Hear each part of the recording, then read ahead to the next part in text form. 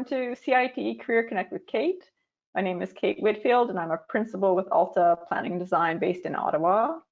So the goal, and we're still doing this, of each and every episode is to bring together people looking for jobs in Canada and connect them with CITE members where possible who are working in the field of transportation engineering and planning, to have a conversation about typical jobs and to talk about getting employment. So in this episode, you'll hear about data collection, but also transferability of skills, so moving between provinces and other sort of tips. So I'll leave it there and let's see where our guests take us. As you know, you each have 2 minutes to introduce a topic of interest related to our field. I will introduce each speaker as we go back and forth between people currently working in the field and job seekers. Following this, we'll see where we get the discussion going. So I always start off with a CITE member who's currently working. So Blanka, I'll pass it over to you, but first an introduction. Blanka is the manager of Liveable Streets at the City of Calgary. The photo on your LinkedIn page warms my heart. It's the 2018 Winter Cycling Congress in Moscow, Russia. A great event, one I didn't get to go to in Russia, but I've been to the other ones. So you're here today to share a municipal perspective and someone who leads a group of engineers, planners, educators responsible for policy implementation, programs, projects for walking, cycling, complete streets, micromobility, quite the package here. Also a professional engineer registered in Alberta. So with that introduction, I'll pass it to you. Thanks a lot, Kate. I'm also educated as an urban planner. And I think a combination of a planning perspective serves a person very well if they work in a transportation planning field, especially in the public sector. The work that my team does has a lot of stakeholder involvement. So we're charged with enacting city policies with long timeframes, like the Calgary Transportation Plan that says we need to make walking, cycling, transit, and all these options more attractive to people. We need to translate that into action on projects by trying to influence colleagues who are working on their own projects or running our own projects. We have a capital budget to retrofit streets, for example, but it's also working with stakeholders who might not be convinced that the trade-offs are worth it for them. So we really need to understand the interests of business groups, community associations, as well as elected officials and try to meet people's interests as best we can, while asking for changes in the public right-of-way. Because in many cities, furthering a long-range transportation plan means shifting patterns toward more sustainable, more healthy ways of getting around and more inclusive ways of using public space. So it is a challenging space to occupy, but very rewarding, because I've gotten to see projects that I planned and conceptualized with community stakeholders get built and to see people use them. And what has touched me the most is giving a talk about a recent project that I led. I was the city's project manager for the political approvals and concept planning for a network of downtown cycle tracks in Calgary. It attracted a lot of attention, not all of it positive. I gave a short talk about that as part of a panel once, and someone came to me afterward and thanked me for working on the project and said it had changed her family's life, that now they felt safer riding their bikes to get places, that they lived in the inner city, and it brought me to tears, and her. So we were both standing there with tears in our eyes. For me, that's the real value of working in transportation planning, combining my engineering and planning education, and trying to create a city where it's safe and fun to live a healthy, active lifestyle. Oh, what a great way to start us off. And there'll be a bit of a theme here then with engineering planning backgrounds. Isooda will share that too. That's really wonderful. Oh, great. Well, Shaival, you're next as our first job seeker. So you're, if I have it right, currently working as a research associate with the Urban Environment Observatory at the University of Alberta, working on land use, environment, community engagement, but your interest is in transportation. So you share a story with us showing sort of where you're looking to head in your career with transportation. Sure. Thank you so much, Kate, and hello, everyone. I'm Gajjar. Last year, I graduated in urban and regional planning program from the University of Alberta, as Kate mentioned. And since then, I've been working part-time as a research associate with one of my professors. To go back a little bit, I started my journey in the field of planning in 2012. And since then, I have been part of various transportation-related projects, both academically and professionally. I have been a co-founder of a student-run startup which dealt with vehicular pattern recognition at intersections, along with the type of vehicles that passed by. I successfully defended my undergraduate thesis on the topic called Identifying Potential Commuters of Bus Rapid Transit System in Ahmedabad city. And the agenda was not just to identify potential commuters, but to know their rationale for not using the system, despite living close by to the station and having the workplace close by to the station as well. After finishing my undergraduate degree, I worked as a junior planner and research associate in private sectors back in India. And in both the roles, I have been part of projects related to the transit-oriented development. So basically, I've tried to involve myself in transportation since I took my first transportation class in my undergraduate degree. And that's where my interest started towards transportation. In my undergraduate degree at the University of Alberta, I took up advanced transportation class to strengthen my understanding and know more about transportation in the Canadian context. I also took up advanced GIS class to learn more tools that can be useful for advanced analysis.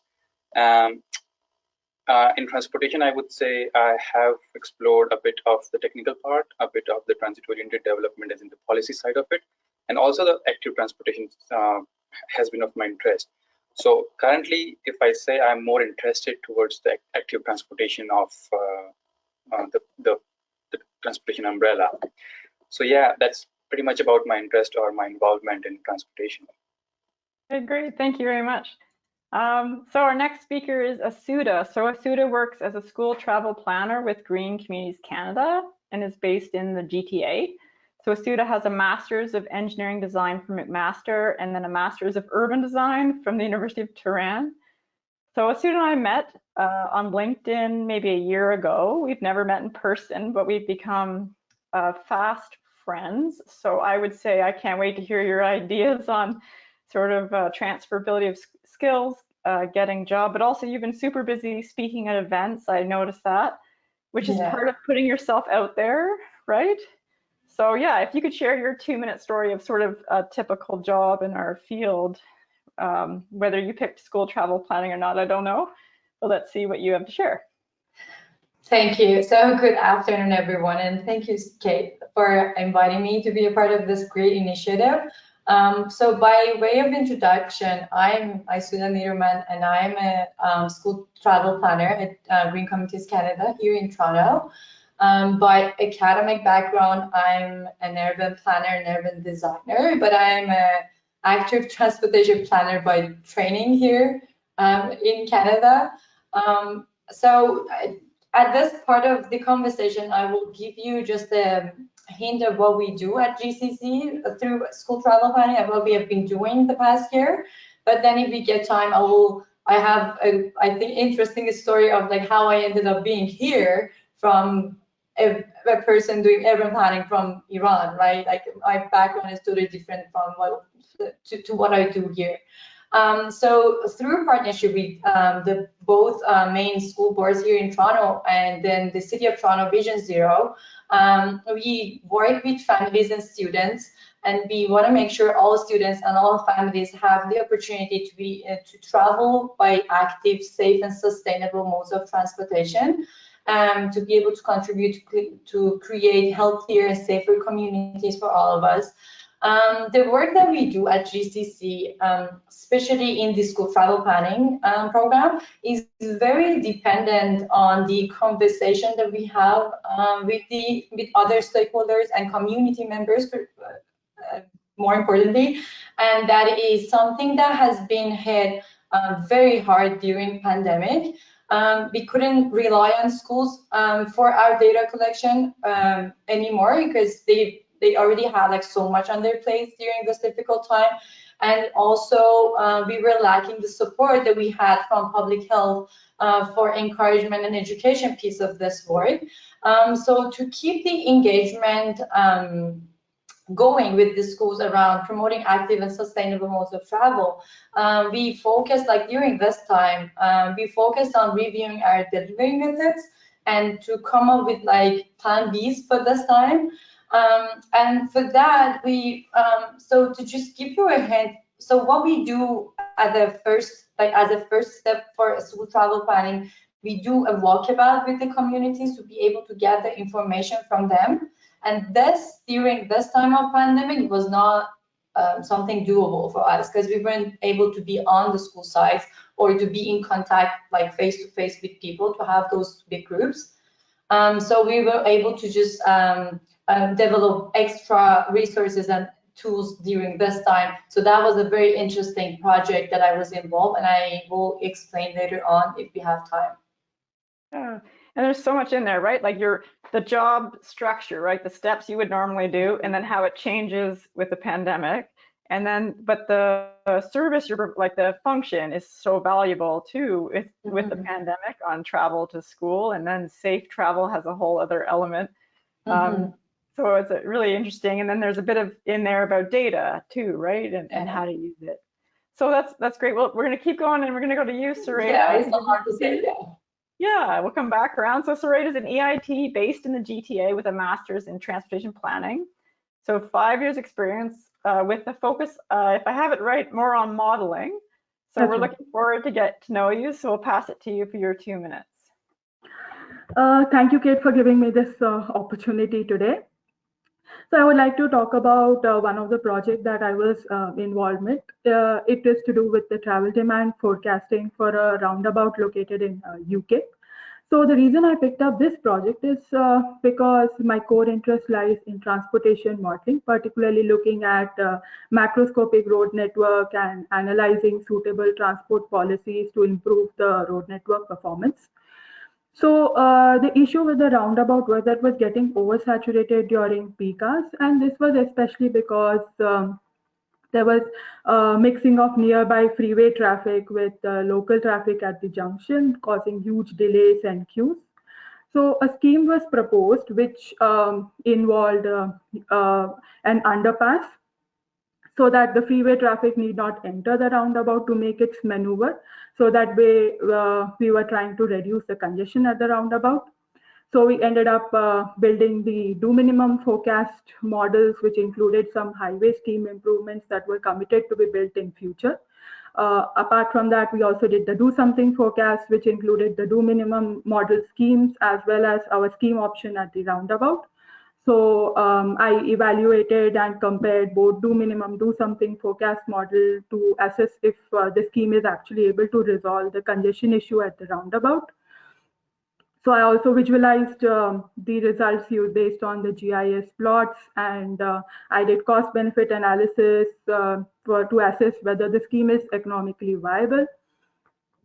So the interesting part about this project was that the benefit cost ratio turned out to be less than 1. So we tried our level best to improve, but we couldn't achieve it. So the reason behind the low value of BCR was the small increase in journey time on the freeway traffic would cause large disbenefits because there is a large volume of traffic on the main line.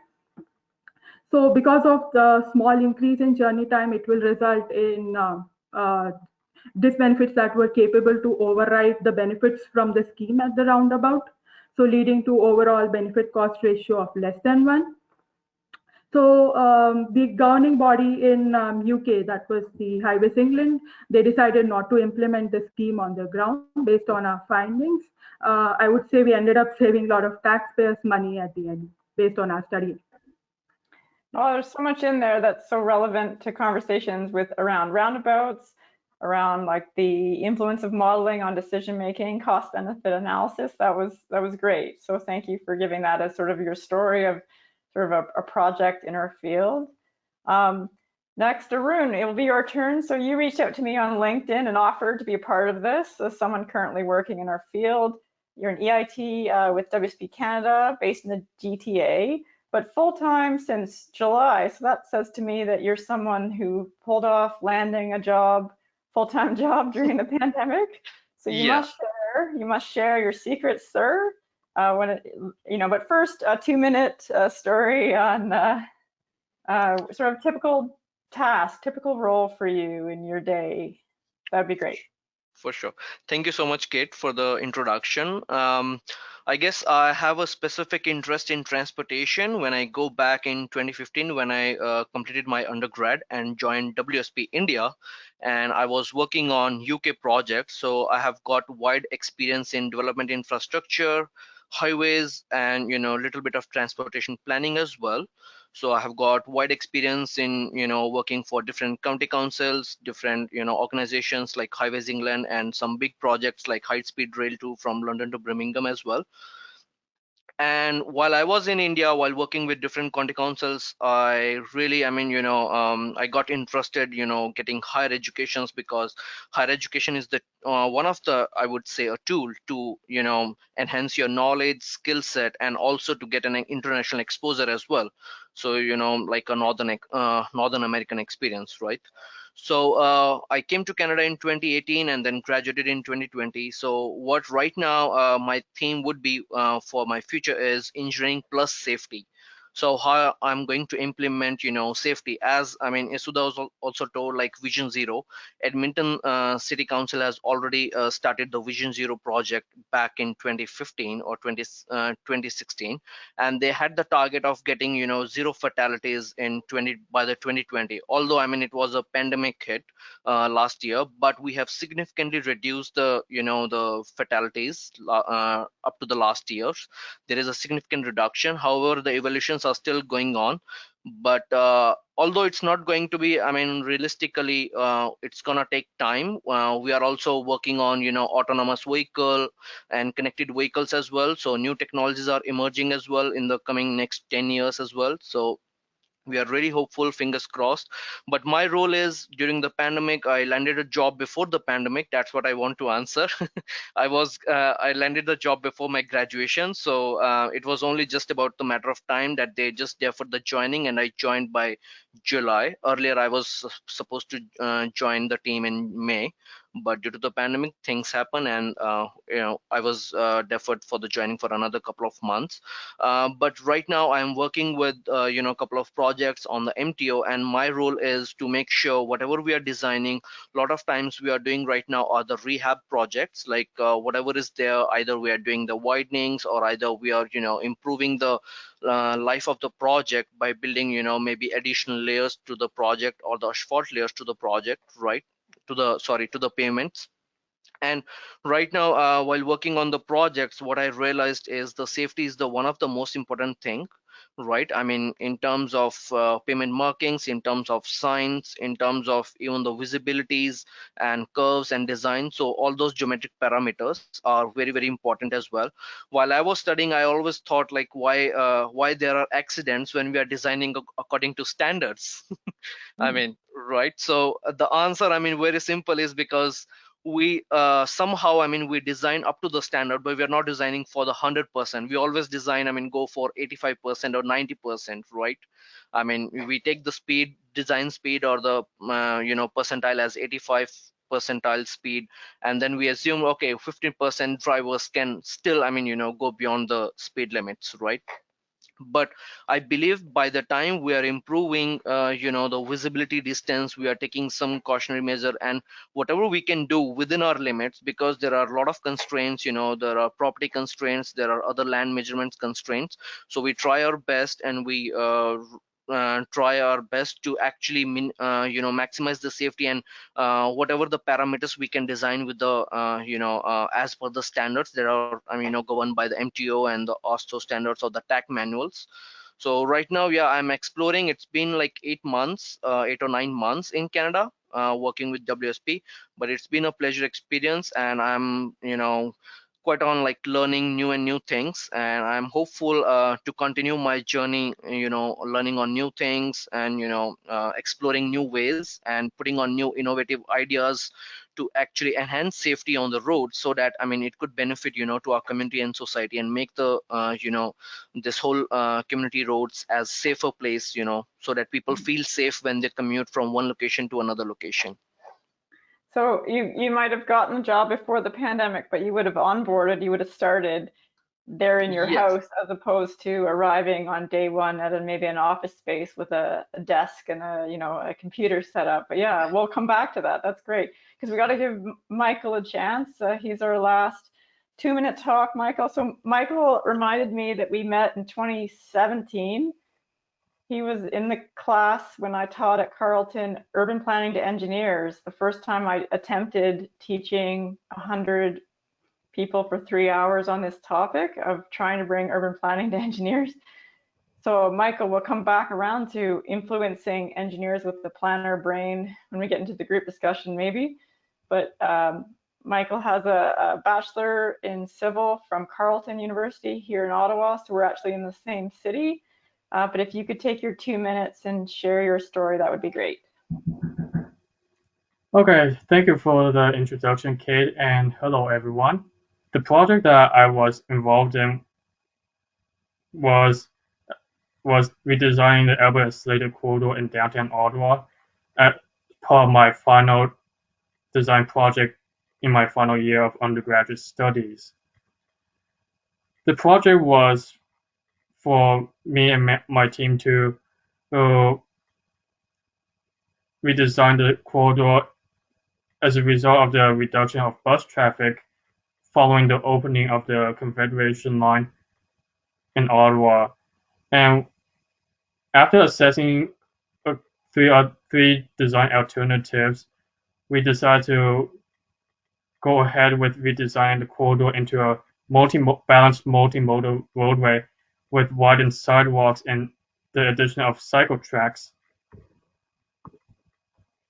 In the course of the project, we get the traffic count data from the City of Ottawa and forecast the traffic flows that are anticipated in the future, and using the numbers to come up with a design for the signal timing and the turning lane designs.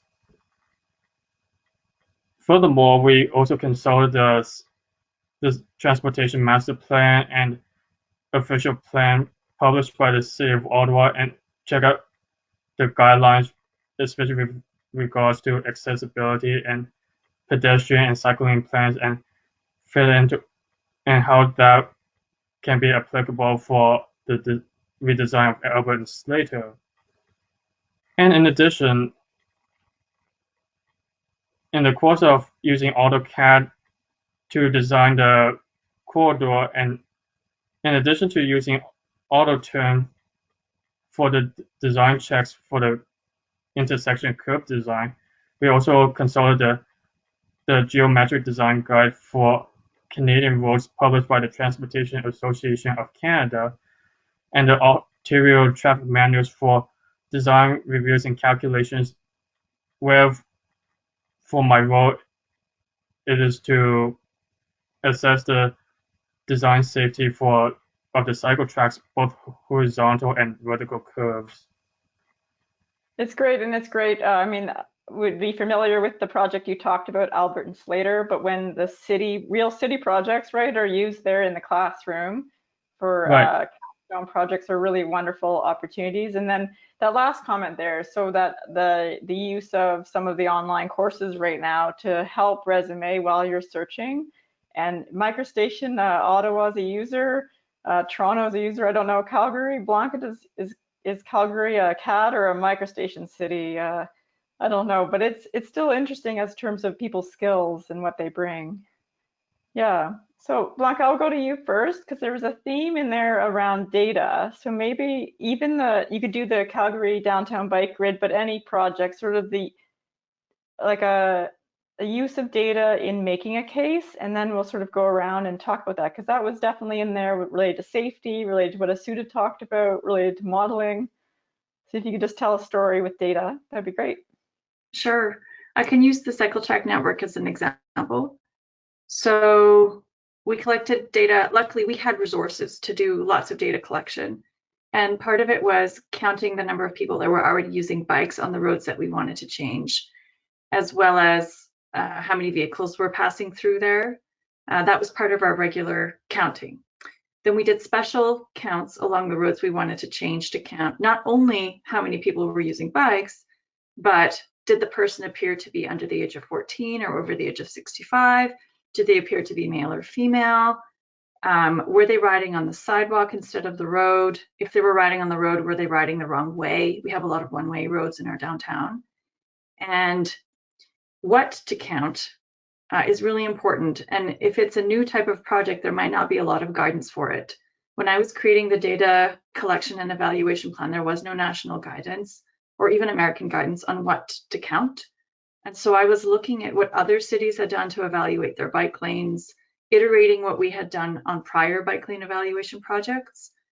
And I also learned that the economic impact was an important issue for our business stakeholders. And so I learned what had been done recently on a study in Vancouver, and I know in the Bloor Street corridor, some questionnaires had been done many times. Another one has been done on Danforth, asking people who are visiting the area, how often do you come here? How much money do you spend? How did you get here? If you parked how far away? And also questions of the ground level merchants around, do you think that a change to the street will be good for your business or will it hurt? We had resources to do all that data collection. Also, we had resources to do a random phone survey. When I think back, I think we were so lucky to have so many resources. Yeah. We hired Ipsos to do a random phone survey of Calgarians to ask them, how safe do you feel by whichever mode you're using on these routes we want to change? We did that before, during, and after the pilot. And we saw that people riding bikes felt a whole lot safer. Other people felt about the same. And then how much do you support the project? So if you have the resources to collect data, I highly recommend it. Now, using data to make your case can be challenging. It's kind of like how many people are crossing the river if there is no bridge. You don't really know. It's a bit of an art form because we don't have prediction models for active modes just yet to the scale of a downtown. And so we had to make some assumptions around how many people were already riding bikes coming into the downtown or parallel areas. For everybody, there's so much need in there. There's what to ask, how to ask, how to collect, how to present the information, how to analyze it, how to use it in a discussion. Also, so when we go back to like what a typical day is, somebody is writing those questions, and those questions get debated for hours on the wording, and then even multiple choice versus drop down box. Like there's a whole art form in that. And then you could think of in Blanka's department there, who's using data to run the models, to run the sort of like the analytics side. It's the creation of the questions, and then there's an amazing amount of work there in data. Isooda, do you want to just use a data story and kind of relate it to a typical job, because we're trying to help sort of show what typical days are like spent with data? Yeah, so I think something to your point is when to ask those questions. So when to ask is another point that we always consider. For example, for school travel planning, we do data collection 2 rounds of it, one in spring and one in winter time. So because we just want to gather information on the patterns of like travel modes. So it usually shifts between different seasons, right? So to give you a glimpse of data collection in SDP, through SDP, a large amount of data is usually collected. And we do a couple of soil audits, we do traffic observations, we even do 2 rounds of traffic observation at each site at the beginning, because we want to observe the difference between like before and after volume of traffic, considering the start point and end point of the school time. Another thing that we do, as I mentioned, is the walkabout. So the walkabout is usually conducted with members of the SDP committee, which are parents, teachers, school principal, other stakeholders from the city, decision makers like counselors, trustees, and we want to get familiar. We want to get to know about the concerns that might not be familiar or like obvious to us as planners, that we just like show up at the site to realize the problems. Another sort of data collection that we do is quantitative data that we collect through family surveys, and we do through hands-off surveys, the student travel surveys inside the classroom. So teachers would just go to the classroom and ask students, how did they get to school this morning, or how are they going home like in the afternoon? So all these data that we get and other data that we receive from CITE helps us prepare an action plan and action items for that action plan for each school. And that would be our like goal for that school. We will say, for example, we saw this shift in the travel mode during these times of the year, during these times of the day, and then so we need more, like we need better signal, like more signalized intersections around the school, or we need, for example, let's say a crossing guard at this point, or we need like things like infrastructure improvements, let's say. And then yeah, and then we go ahead with the schools and we try to achieve all those points that we planned based on the data collection. Yeah, and there's different information gathered from meeting with someone and finding out their perspective versus like a count, right, of how many people pass through a space. Mm-hmm. So that was awesome. There's a lot in there. Does anyone want to ask a question before I pass it around again? Because Arun, you spoke about safety, and that's a whole subject on data, right? Right. And Blanka hinted in there might not be methodologies for certain things that we have to develop over time, or someone experiments with and then others pick up on. So Arun, maybe you could tell something, and then if someone else wants to unmute, you could jump in here, because we'll talk about data and then we'll move over to the job hunt. Right. So on the safety data, I guess there are a lot of ways. First of all, we get the survey data, which is normally done by either the LiDAR data or LiDAR equipments. So they generally, we get the data in terms of like lines, points, and all those things. So we get to know where is the existing steel beam guide rail is, or when we are designing, how steeper the slopes are. And we run the analysis based on, our geometric parameters, like, the lane widths, shoulder widths, and the clear zone area, what are the obstruction that are already there in place, and either can we relocate or remove the hazard or not. If not, how can we mitigate further? So there are further steps that are overwritten, in the TAC manuals and in the roadside design manuals as well. So we just follow those ones. Other than those ones, we also have the teams, and when we talk together with different people within the team, so we come up with some innovative ideas, like either we realign those roads to a different realignment, so that we don't face those hazards as well. And the other way for the safety measurements or the data, I guess, we get is the existing roadside features or roadside data that we get to analyze what we need to improve on the roadside safety or not. Yeah, and so this is why we do these conversations that might seem a little abstract, but I think in this job hunt process, people need to hear what typical jobs are like, the conversations. And actually, Blanka, you once responded to someone on LinkedIn. Someone said, I need a job. And you wrote back, what kind of job do you want? And the person wrote back, I'd like a job in transportation engineering. And I actually watched the post to see if you would write back again, because I think I know what you were trying to say. Like, do you want to do what Arun is doing every day, discussing safety variables and guardrails and highway design and MTO? Do you want to be sitting there meeting with someone on a sidewalk outside a school with a clipboard talking about, now Isooda does not do that every day, but talking to a human outside a school about their observations and then making a case? So Blanka, I know I'm putting you on the spot, but if you remember that post, or if you want to make a comment about this idea of great ways to help get jobs, I'm throwing one at you to see if you remember that post. I do remember that, and my question is informed by two perspectives. One is now, as a manager of a team, I'm involved in hiring decisions. I review resumes. I publish job postings all the time. That's part of my job. And the other is when I also graduated from engineering school and I was looking for work. It really helps if you know what you want to do. Even if you haven't started your career yet, you just graduated. If you know what you want to do, it helps people find you something that's a good fit.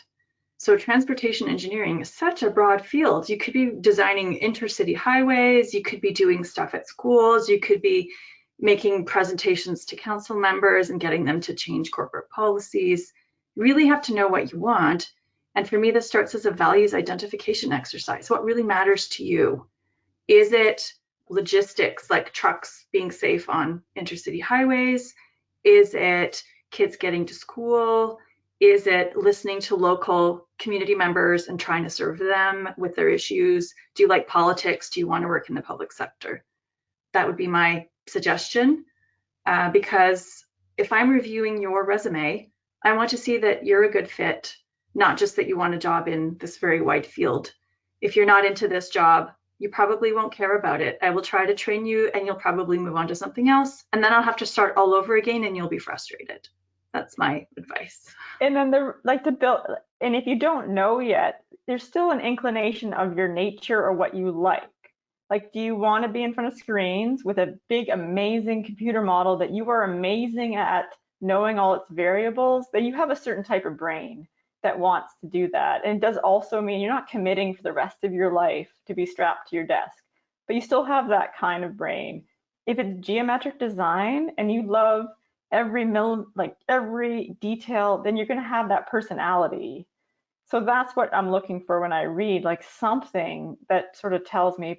And then in networking, when someone like Blanka writes you back, you write back a really good answer because she's just opened a door. So that's my other little networking hint, is like when someone opens a door for you, you walk through it. You don't miss out, because she offered an olive branch, right? Like, well, what is your interest? It was fun watching it. So Isooda, if you could just tell, oh, sorry, I see a question. Sorry. Shaival, I love it if you spoke. So go for it. Yes, so I have a question for Blanka. Since you are working in the active transportation of the transportation umbrella, and you spoke about the data collection and everything, how much does a person have to be like technical? Like, I know a bit of GIS, I have done some analysis and I have collected data, a lot of data since past few years.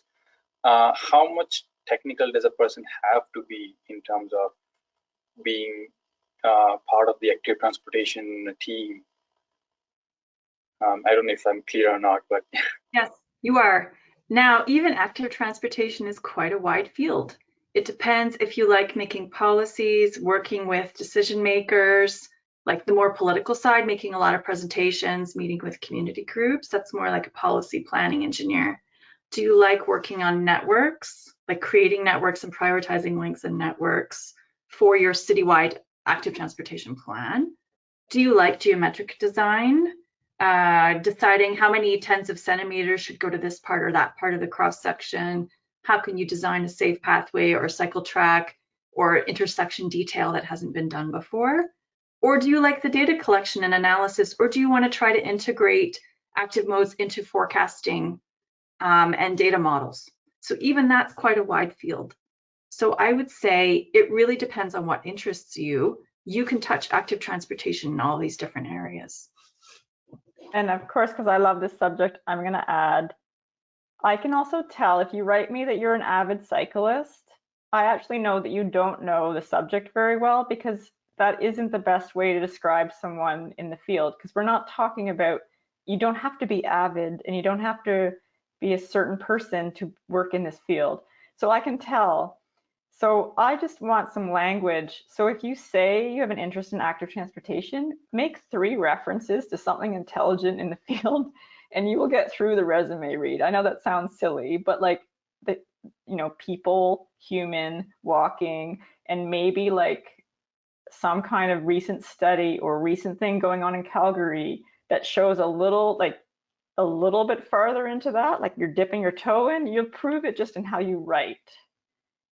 and also people actually asked me this recently. It might not be a job in active transportation. There definitely are them. It might be the company or the city or but you can tell. You can tell if someone has just the right tone, that they are paying attention to the subject. So Sarada, do you have a question? Yeah, Kate. I was curious to know, apart from manual data collection processes, are there any advanced methods used, like maybe mobile phone data or Bluetooth technology to collect data? Does anyone else want to take that? I could, if that's okay, give a flavor of a municipality. Calgary's had lots of resources for data collection, so we do use Bluetooth data for motor vehicle counts on our busier roads. And we have started experimenting with cell phone data. There are different providers that sell that to us. And we understand, depending on the speed that the signal is moving, you can deduce which mode the person is using for their trip. Are they walking, riding bikes in a car, and so on. We also use automated counters to count people on our cycle tracks and our multi-use pathways. And that data is published on a website. Public access to data is so important. So we've made our traffic counts and our active mode counts public. Great, thank you. Yeah, Thank you, Blanka. that's wonderful. So Isooda, in the opening you hinted at a story, but I'm going to ask for the mini version. I know you'll give us a great sort of, but build on that topic, right, of transferability of skills. Like that's the theme for the next part, and just like your story if you can, and then we'll see where it takes us. For sure. Yeah, so during my bachelor's degree in urban planning, I was involved in like big scale projects like life quality assessment or master planning for new towns, like projects that this scale was like too far from the clients and the end user. That was not satisfying for me. And I wanted to be able to be like a step closer to the client and to the end user. That's why I did my first master in urban design, because I thought design would be just like a bit closer to the end user, and we actually get information from them when we're designing something for someone. But it was not enough yet again. So I was introduced to the concepts of co-planning and co-design, and those were like really interesting for me. And for sure, and I was always interested in active transportation. I used to bike to school. I used to bike to when I was at university. So I was someone interested in this topic. So when I was introduced to co-design and co-planning, I found this great program at McMaster called Engineering Design, which was around human-centered design and design thinking. When I applied, when I attended that program, I was struggling because I was the only one with the urban planning background. Everyone was from computer science, so they were looking for developing apps and programs and websites and things like that, and they were going towards UI and UX, and I was like, no, I just want to stick to urban planning and be around talking about this kind of engineering. So I looked for a project that could connect all these interests that I had, and I found a great project at City of Hamilton, and I always thank McMaster for connecting me to City of Hamilton for that project. And it was around school site design and the relation it had, the effect it has on school travel mode. And that was like, yay, I can work on travel behavior change, and school site that is a bit from urban design. So what I want to say here is that we just need to know what we want or what we like. For example, for me, being on the ground, working with people, having face-to-face interaction with the end users and clients and stakeholders, that cheers me up every day. Like the days that I have meetings, I love those days. I am not that I hate being on the computer all the time, but I love to be on the ground. I see the changes that we make in the real world. And then I think being a school travel planner has been giving me that joy and that opportunity to be able to interact and to change and to see the change coming in, to be able to follow up on the changes. You know, if you say, for example, if you target the big scale projects, you may not even be able to see the result, right? But these small changes and me being able to see them coming towards people, and then the feedbacks that we get, the responses that we receive on the family survey, let's say people say, oh, this program has made me actually think about my travel modes, or I've been trying different travel modes. Like, these are the things that I celebrate as success, and these are the things that make me happy. So I know that from now on, I want to be I want to work in this scale and on the ground level, and like being connected with people, and like, you know, like something like big roles in big traffic, transportation, like being in another position, like other positions in transportation engineering might not make me happy as much as this job is making me happy. Oh, that's really wonderful. And it's also, you know, finding your way, but also like you would have done a master's in Iran and then a master's in Canada. That's a double, you have two big credentials, right? So we maybe see if there's a question, but just sort of prep an answer sort of about sort of transferability, and try to, everyone wants to talk about Canadian experience on resumes. So maybe you could help with that subject, Isooda, when we come back around. But does anyone, Shaival, we had talked earlier about moving between provinces. Do you have that question? Why don't you fill in that question and put that out there, and then we'll come back to Isooda. Yes, so I have this concern, and I may be wrong, but having studied in the province of Alberta, I don't know if my knowledge or the skill set would be, how much of the value would it carry if I move to Toronto, Ontario, or BC, and what do I need to do in terms of show that, okay, I'm capable of learning new policy documents for different province, because I have been accustomed to knowing policy documents of Edmonton or Alberta. So yeah, I know, Blanka, you're the same province, but you could still answer that for, like, if someone was applying from Ontario, how you feel about Alberta legislation, and then we could come back around. Yeah. Shaival, I think you identified the important thing, which is showing that you're able to learn the rules of the new place, just like you learned the rules of the place where you work now. So in Canada, our traffic laws are provincial, and then there might be special cases at the municipal level. If you show that you can learn, that helps. But even better is if you know what's going on in that jurisdiction regarding that topic. So if you've been following the news regarding, say you want to apply for a job in Ontario, what is the transportation talk in Ontario right now? What are the big projects? What's the controversy? How does the law fit in? Does it fit in at all? Are there people who want to change the law in Ontario for a particular reason, you know, to better accommodate bikes or e-scooters or something else? If you show an awareness, that is a step towards showing, look, I follow this stuff and I'm interested in learning. And you don't have to tell me to learn because I'm already doing it. That's great. And we talk about organizations that help you cheat a little bit. So like Ontario Traffic Council, Ontario would be a great way to find that relevant here. And then I'm sure there would be equivalent if one was moving out west. And then so then CITE is also a pretty good tool by using local chapters. And because of all this virtual, you can attend some, you can try and get into somebody else's in another section. So if you really wanted Ottawa, CITE National Capital Chapter is busy and fun and a great group of people. So with that, Michael, you've unmuted. Why don't you either share or Yeah, I ask a just have question? a quick question. So it's just something I've been thinking about. It's like, if let's say I want to apply, well, let's put it this way, like, how if I'm looking to like relocate, even if it's within the province, like let's say from Ottawa to anywhere in the GTA, like how do I demonstrate to the hiring manager that I can be a good fit while having no trouble with relocating for that particular position, for example.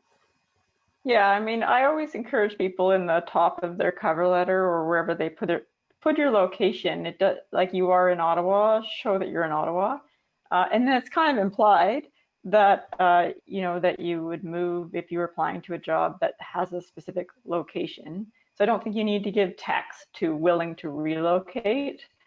But COVID is making this an interesting time, right? Like if a city Right. has an office in, I don't know, Burlington, but you live in Guelph, maybe, sorry, a company might be willing to let you stay in Guelph and not commute, which is pretty awesome.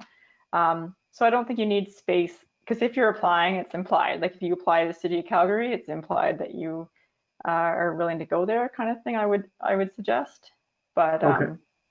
if you are in, you know, you are in Canada, then say where you're based. I mean, some people don't do that, or they use their email addresses from old universities. No, change it and make it your name, not something strange. Make it easy for someone to find you. Yeah. So Isooda, can we have a little bit from you again, and then we'll come back for another question? Yeah, for sure. So as you heard, like I moved here to Canada in 2017, so I'm still pretty new to the whole thing.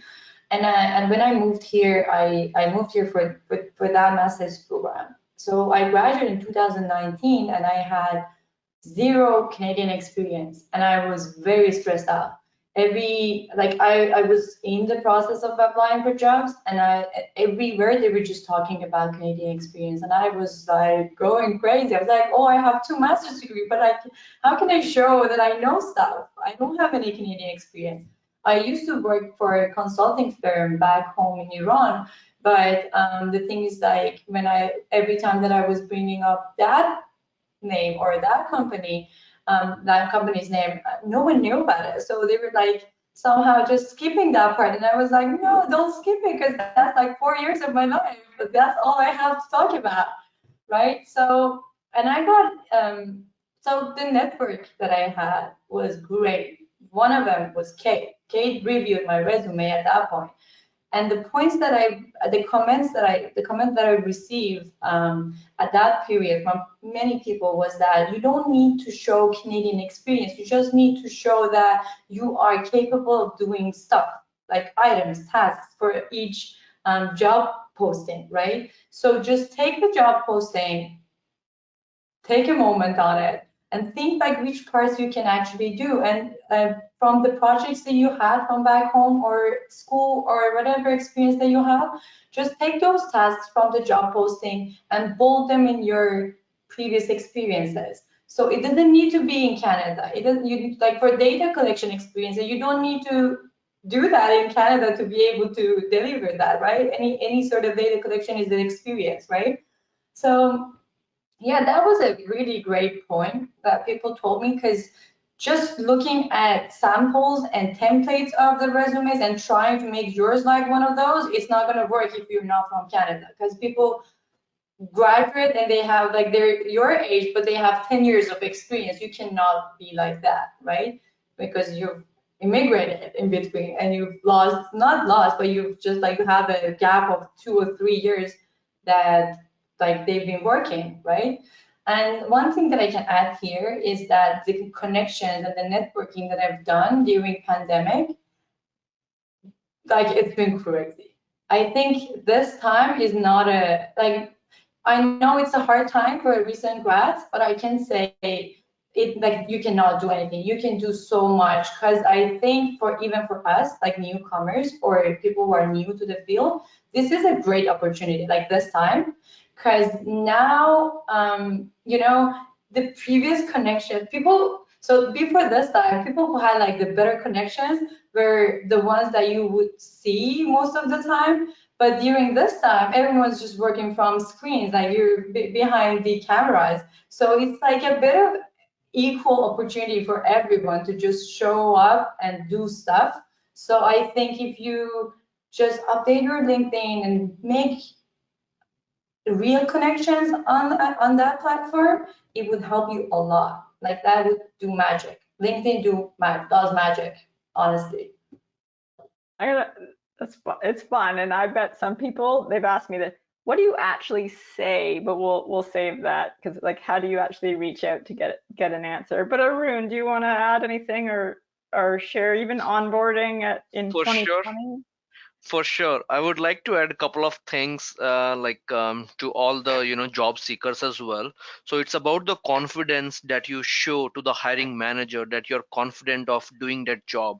I was in Alberta and I got selected. I applied for the job in Ontario, and then the biggest question then one hiring manager asked me, like, we have couple of candidates, from University of Ottawa, University of Toronto, and from local university, but we are still wants to interview you because you showed us the confidence and the skill set, and assured us that you're able to perform those all those tasks that are listed in the job profiles and everything. And then one good thing I would suggest is, yes, definitely, as Isooda said, the LinkedIn is a magic. Keep on trying, keep on connecting with new people, and talk to them. Talking actually makes you comfortable as well, and it's a great way of making a network as well. There is nothing wrong to reaching out new people and express your ideas, express your feelings, and definitely sometimes you get a breakthrough as well. Right. And then the another thing is, when I was during this pandemic, I used that time as well in reading and going through a lot of project reports, standards. While I was in Alberta, I was going through some BC standards, some Ontario standards as well. So just maybe use that time as well. I can just say that the concepts are same. Only the policies, maybe little bit due to the regulations, or maybe the values, or little bit it may differ, but the concepts always remain the same throughout the world. It's only the little bit of values different that's matter. While I was in India, I did design for UK projects. Now I'm in Canada, I'm doing some designing according to the MTO and TAC manuals as well.